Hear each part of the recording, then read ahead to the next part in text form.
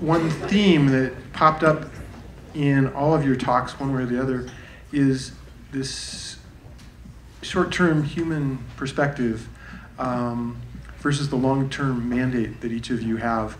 And it's becoming increasingly difficult to reconcile those two. And there's an awful lot of richness in there, and there's not a specific question as much as this theme of short-term, we have an opportunity to capitalize on this, particularly from an economic perspective, but as it becomes easier and easier to get here, whether through air or ground or what have you, and more people want to do it, it creates such increasing pressures. And maybe if one or more of you wants to talk about how do you go about reconciling that, the immediacy of a human need on the short term with the long-term mandate that's part of your congressional enabling acts. So no small task. Anybody who wants to grab it, please feel free.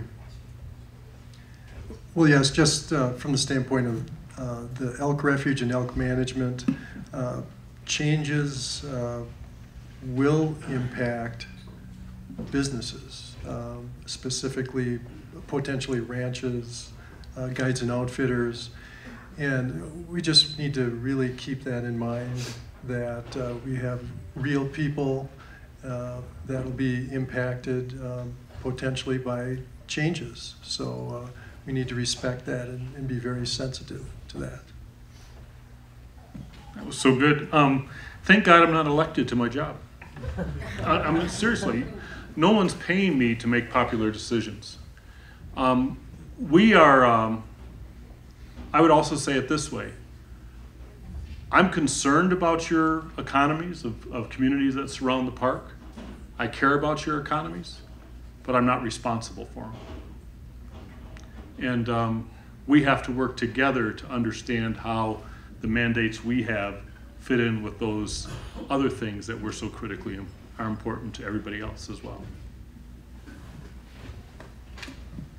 You know, one thing I would add to that, in my experience, because I think this is a challenge to, in all the resources that I oversee and over my career, even getting our own, within our agency, people to think sometimes about what's the long term. So I think it's, you know, there's lots of tools now, and I think an example, I mean, the conservation districts, you know, have this, you know, you can look at old photos, you can look at history to help tell us what has happened and what can be. And then I think also, you know, a lot of times it's just sitting down and getting out, some of it's getting outdoors and really kicking the dirt and saying, you know what, you know, this may be a short, you may think this is a short-term thing, but let's really think about the long-term. And I've found that those kinds of dialogues, when you're actually out there looking at something and kicking the dirt, sometimes gets people to start thinking about that long-term. And I also will say, I really believe that in, you know, a lot of our stakeholders do think about the long term, but they often, it's about one single thing. And so then it's about how do you open up the broad, so we're thinking about both the long term natural resource and social impacts of what we're talking about. And that isn't easy, but, you know, I've had some examples where we've actually been successful in getting people to start thinking about that. The numbers, the economic numbers aren't in yet, but 2 years ago, Grand Teton National Park provided $535 million to local gateway community tax bases and helped to generate 8,500 tourism-related jobs. And I remember, I can't remember exactly where I was, but it was at a speaking event, and when I was done, someone came up to me and said, you know, Dave, that's really good. I think that's gonna help, you know, clearly our gateway communities. But at what expense? My quality of life has suffered. This is not what I signed up for when I moved here 20 years ago into this part of the ecosystem. I'm being impacted by that. And it was quite compelling to hear that. So that's a reality, and that's something that, as I mentioned in my remarks, it's a conversation that we need to continue to have. The second thing is, as with my colleague from Yellowstone, we too, 2 days ago, hired the park's very first social scientist. Because as with Dan, we want to get a better sense and handle for what are those visitor dynamics, demographics, and interests. As we go through the Moose Wilson Planning Corridor planning exercise, science has really helped to influence the decisions that we have made, especially as it pertains to the needs and wants of park visitors, which is dynamic, fluid, and changes. And so the more information that we have as federal land managers to help us to make these types of decisions and determine potential mitigation options, the better it's going to be for all those that we serve, to include the wildlife, to include the resources for which we are all entrusted. As much as I've struggled to try to become more like Jonathan, a radicalized economist, I'm still stuck with this paradox that, I know, I just had to tease someone, that the reason we need to reconcile these things is because the alternative is so bad. What economy if these things are lost? What economy are you talking about? It's just, we have no choice. So that's my only thought. So the main question is about the Bridger Teton. We will be embarking on revising our forest plan. The Forest Service has a new planning rule process. Our forest plan is relatively old. It needs to be revised. And we're looking at hopefully getting funding to start that in a couple of years. And I really think you bring up a good point. I mean, the Bridger Teton did start a revision process several years ago, and we stopped that because of the planning rule changes. There was some very good collaboration and dialogue that went along with that, and I really don't want to lose that. My understanding was a lot of the communities have said that was a great process. We'd like to see you continue that, so I think we will definitely do that. And as well as working with across our boundaries, I really think it's a really good place for our Greater Yellowstone Coordinating Committee, which we sit on, to it's a great dialogue and a place to have. I mean, we have those relationships and that opportunity, and I think there's probably going to be that ability for us to use that. And the staff that we have that already have very good relationships and are working across these boundaries to keep that going. So I completely agree with you. There's you can't separate those things, and we really have to think about that in that context. And then, as we go south on the forest, you have to bring in people like the Bureau of Land Management, tribes. So there's a lot of other land management players into that context. Yeah, thanks to everyone. I appreciate it. I was a geologist by training, and now I know why I like hanging out with wildlife biologists, because we got a charisma bypass too. Anyway, I want to ask about the youth. What do you do for youth? What are the opportunities for youth? Is it better to enter the wilderness for the first time on a fat ski or with a shovel in your hand?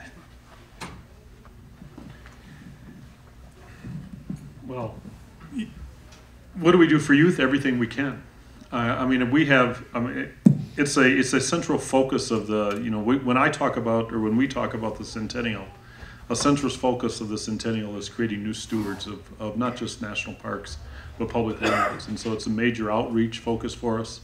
And the interesting thing is there's a lot of youth in these communities, but we are not nearly as attached to youth of great diversity that many parks are throughout the country. And so many in these communities that we have around us are pretty well connected to public lands in many ways because of their place, their siblings, their friends, their parents, et cetera. We have, we're building new youth campuses. We have youth programs. We're trying to find ways that we can best connect with youth. And it's always a challenge. It's always going to be a challenge, but it's a major emphasis that we have through the Centennial of the Park Services to connect with youth. Well, for the National Elk Refuge, we do try to engage the youth as much as we can through our visitor center, through educational programs. And I guess the point I'd like to make is we have far more opportunity than we have capacity to take advantage of that opportunity. Many have mentioned declining budgets, limited staff, and as a federal agency, you know, we suffer from the same thing. But I do know that it is a huge priority for all of the federal members of the federal family. In the Greater Yellowstone Coordinating Committee, which we are all a part of, that's one of the top priorities, is trying to engage youth, especially youth of diversity. So it's important, but I can't say, at least from our standpoint, the refuge standpoint, we have exhausted our opportunity. You know, the only thing I would add to that, because I completely agree with everything that's been said, and it really is an emphasis in our agency as well, and I think that one of the strengths we've had, at least in this community, is all of the partners that we have in Jackson that are very focused on youth and the outdoors. And so there's, I think that together we've probably done way more than we could have done. I know we could have done by ourselves with our own capacity, but that's been, I think there's actually even more opportunity for that as we look ahead. Well, thank you, Commissioner, for that question. We are on the 4th day of a national centennial event involving diverse individuals, college students primarily, from around the country. We have brought youth in from Detroit, Chicago, LA, the major metropolitan centers around the country, to immerse them in everything Park Service and Grand Teton. At the completion of their experiences tomorrow, they will go back to their respective communities and urban areas and do things we could never do on our best day. And that is to take that arrowhead, our symbol, our agency symbol, and all that it represents, into neighborhoods, on basketball courts, into community centers, to talk about what they experienced in your community. It is a phenomenal program. I spoke to them last night, and the energy and synergy that these young adults have is infectious. And I'm extremely optimistic that they and others in programs like that will help us to achieve our very important interest of dealing with our nation's most treasured resource, and that's our kids. And to the individual that mentioned Latino interest, thank you so much for that. As you know, our community is at least 24% Latino, but I know you know this better than I, as a Latino, that less than 1% of those same Latinos know that 8 miles up the road is a national park that's part of their birthright. We now have a program called Pura Vida, for life, full of life, that immerses them into their national park, that gives them free entry and free access into their national park, that teaches them everything from camping to life skills to being safe in a foreign environment. It is a phenomenal program that is supported by our Park Foundation and other interested parties. So I think we are, as a National Park Service, I think in federal community, my colleagues have mentioned, well vested in ensuring that current and future generations know what we know about their birthright. Well, many of you are, I'll be extremely brief, are aware of the Moose Wilson Corridor planning exercise and initiative, which really is forcing us to deal with exactly that issue. As you know the go-to destinations if you want to see wildlife in Grand Teton. You go to Moose Wilson, to the corridor. Well, other folks know that. And what we've found through our studies and our science is that it is impacting the visitor experience. And we have to look at mitigation options through science and what the research tells us and what the visitor needs and interests are to effectively manage that visitor experience and to make it safer. Because at the end of the day, it is about the experience and the wildlife and the very resources for which people come to enjoy. There were a couple of times where, because of grizzly bear activity, that I had to make the very difficult decision of shutting the road down because the bears have priority. And I will make that decision every single time. But in the course of making that decision, I'll explain why. Because I think transparency in our decision making is equally important, so the general public has a better sense for why we do the things that we do. So that will continue. But that's a very good question, and the sub-question is about vehicles. You know, we are actually looking and exploring how best to move the visitation throughout the park, not just the destination locations. It is the reason why, thanks to our foundation, we're spending $17 million to renovate Jenny Lake in the front country and back country because it was being loved to death. We can't afford to do that. And if we don't look at mitigation options now, then we're going to find ourselves looking at those same situations of having to raise money in philanthropy and assets for some other area of the park. So we want to be proactive, we want to use science, be community-minded, and transparent as we undertake all of those very important questions. Let me just add a couple things to that, because I think the other question is about, it is about numbers and people, but it's also about where are they going. And I mean, the example I can give is in Cache Creek, where we have a significant amount of use up there in the winter. Most of it's within the first quarter mile. And I think we all can echo that. We all know that people don't get that far off. So I think there's also the question, when you talk about carrying capacity, it's not just about numbers, it's about experience as well. And how do you measure people's satisfaction and experience? And one person's view of satisfaction in terms of numbers of people is someone else's. They love it. They love being around all those. I mean, I've seen it. So it's hard. I think those are parts of this as well. So you have to think about all those things together.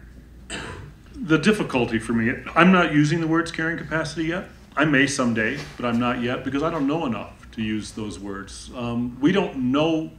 What I've learned in the 5 short years I've been in this ecosystem trying to help manage it is you cannot make decisions or propose solutions until you have the scientific knowledge on which to base those decisions. I don't know enough about my visitors yet. I don't know enough about the visitor experience yet. I also know that the roads in Yellowstone National Park and to some extent to Grand Teton are part of a regional transportation system. People are going east-west through Yellowstone National Park and north-south. How do you pay for a transportation system? I think the only transportation system in this country that pays for itself is Disney World. I mean, seriously, how do you pay for it? So there's I don't know enough to know what we can or should be doing yet. I know we have to start figuring it out so that in 3 years or 2 years or 5 years, we can come back and say, this is the problem, we know fully what it is, this is the solutions we have, and based on the work that we've done. But right now, I can't tell you what those things are.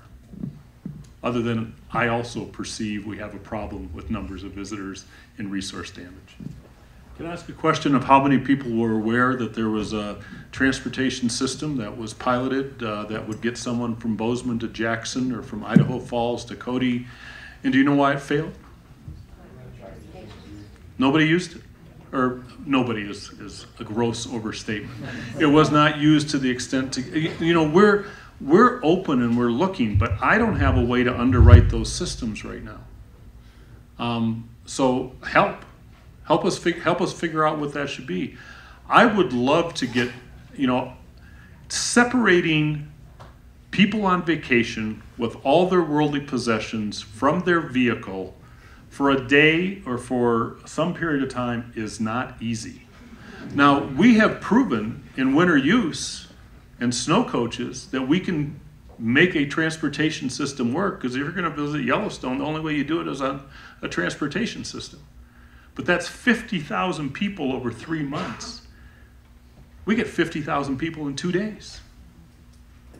So once again, what does it look like? And are we having those discussions? Yes.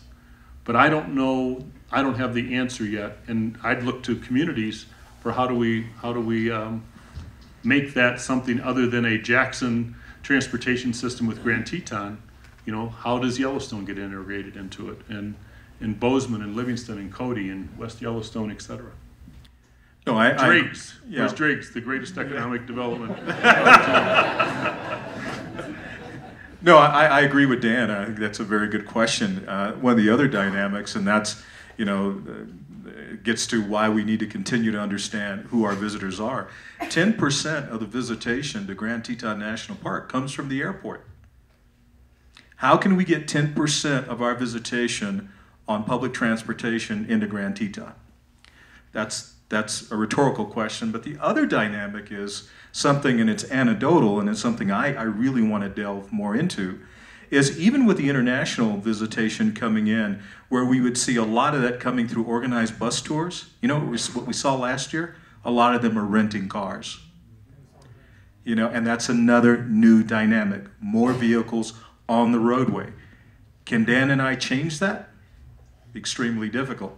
But I think it behooves us to continue to learn what that visitor dynamic is, because it is fluid and it's constantly changing.